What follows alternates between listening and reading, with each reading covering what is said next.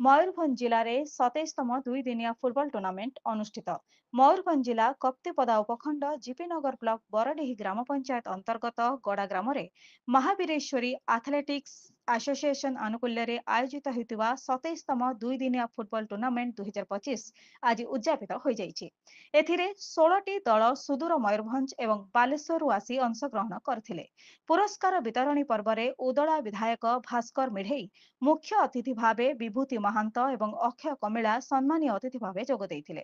Football ଟୁର୍ଣ୍ଣାମେଣ୍ଟରେ champion ଭାବେ ବାବା ଆଦିଶକ୍ତି ଏଫସି ବୈସିଙ୍ଗା ଦଳକୁ 50,000 ନଗଦ ଟଙ୍କା ଓ ରନର୍ସ ଅପ୍ ବିପିଏନ୍ ଭରଡାଡିହି ଧାନଘେରା ଦଳକୁ 40,000 ନଗଦ ଟଙ୍କା ଦେଇ ପୁରସ୍କୃତ କରାଯାଇଥିବା ବେଳେ ତୃତୀୟ ପୁରସ୍କାର ବେଦାନ୍ତ ଏଫସି ବାଲେଶ୍ୱର ଦଳ ତଥା ଚତୁର୍ଥ ପୁରସ୍କାର ବଡସାହି ଏଫସି ଦଳକୁ ସାନ୍ତ୍ୱନାମୂଳକ ପୁରସ୍କାର ଦେଇ ପୁରସ୍କୃତ କରାଯାଇଥିଲା।